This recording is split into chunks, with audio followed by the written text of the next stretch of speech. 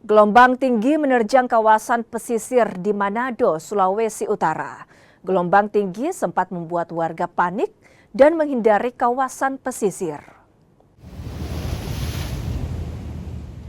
Gelombang dengan ketinggian 2 hingga 3 meter ini menerjang area parkir bagian belakang pusat perbelanjaan dan kuliner Manado, Town Square, dan sebagian kawasan Megabus.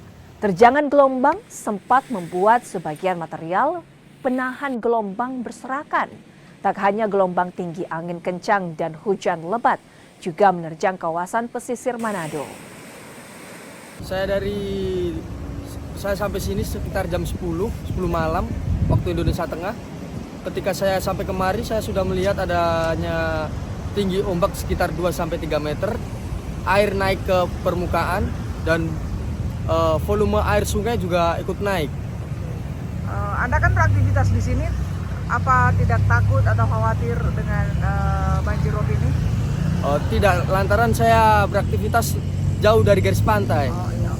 Tapi tadi Anda menyaksikan ketika gelombang cukup tinggi itu ada aktivitas masyarakat nggak di sekitar kawasan yang pesisir pantai ini? Tidak ada pesisir, paling mereka cuma lihat dari jembatan.